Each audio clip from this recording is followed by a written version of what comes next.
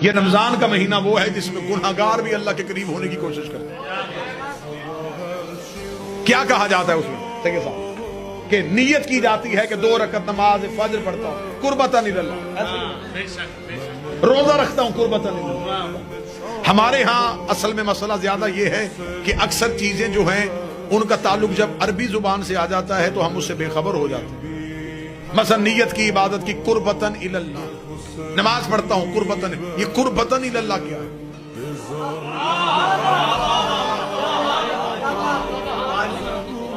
قربتاً اللہ نہیں، قربتاً اللہ، میں اللہ کی طرف قریب ہونا چاہتا ہوں۔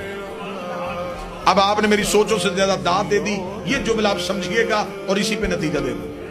انسان نیت کرتا ہے کہ میں اللہ کی طرف قریب ہونا چاہتا ہوں، اللہ کے قریب نہیں، اللہ کی طرف قریب۔ جس شے کی آپ نے قریب ہونا ہو اس شے کا کسی ایک جگہ پہ محدود ہونا ضروری ہے۔ مثلا میں کہوں کہ یہ جو ہوا چل رہی ہے میں اس کے قریب ہونا چاہتا ہوں تو ہوا تو چاروں طرف چل رہی ہے، میں کدھر قریب ہوں؟ میں پانی میں تیر کے کہوں کہ میں پانی کے قریب ہونا چاہتا ہوں تو کیسے ہوں گا جب میں ہوں ہی پانی؟ جب ہر جگہ اللہ ہی ہے تو پھر آپ کس کے قریب ہو رہے ہیں؟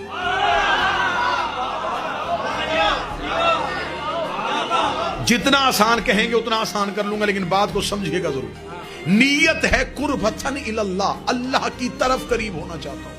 میں مجمع سے کہوں تھوڑا تھوڑا ممبر کے قریب ہو جائے، اس کا مطلب ممبر یہاں ہے۔ آپ ادھر سے ادھر کی طرف آئے، ادھر قریب ہو رہے ہیں، اس کا مطلب ممبر ادھر ہے ادھر نہیں۔ اگر ہم اللہ کے قریب ہو رہے ہیں تو اللہ کو ایک جگہ پہ ماننا پڑے، جدھر ہم جا رہے ہیں ادھر اللہ ہے، جدھر سے ہم جا رہے ہیں ادھر اللہ نہیں۔ تو جو ادھر ہو اور ادھر ہو وہ اللہ ہوتا ہی نہیں۔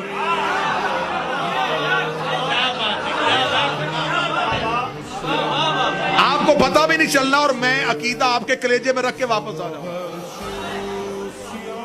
ہم عقائد کے حوالے سے خود کچھ حملہ آور ہیں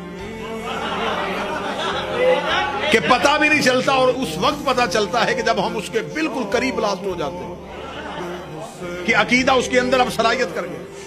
آپ اللہ کی طرف قریب ہونا چاہتے ہیں، اللہ کی طرف قریب ہونا چاہتے ہیں تو اللہ ہے کہاں؟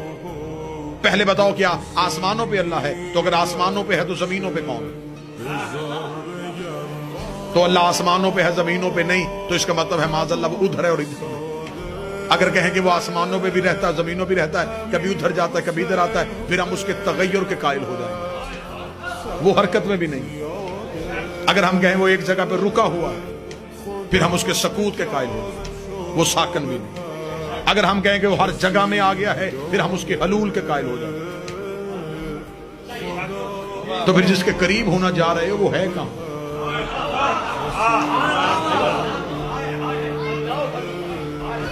چلے میں اس کی مثال دے دیتا ہوں۔ میں نے سمجھا کہ میں احمد پور جاؤں گا، میرا ایک پرانا دور گزرا ہے، ہم نے بہت پہلے 8-9 سال پہلے منور شاہ جی صاحب فیصل آباد میں انہوں نے میرے شہر میں کچرا پڑا تھا، میں کہوں جی میں منور شاہ صاحب سے ملوں گا، میں علی کاظمی صاحب سے ملوں گا، میں شہباز صاحب سے ملوں گا۔ میں ان کے گھروں کے ایڈریس نہیں جانتا تھا۔ جب میں احمد پور پہنچا تو مجھے اب یہ نہیں پتا کہ یہ کہاں رہتے ہیں۔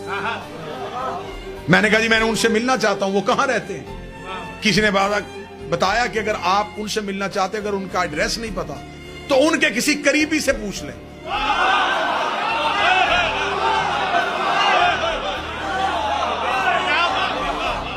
اے سجدوں میں اللہ ڈھونڈنے والوں، اگر اللہ نہیں مل رہا تو اللہ کے کسی قریبی سے پوچھ لے۔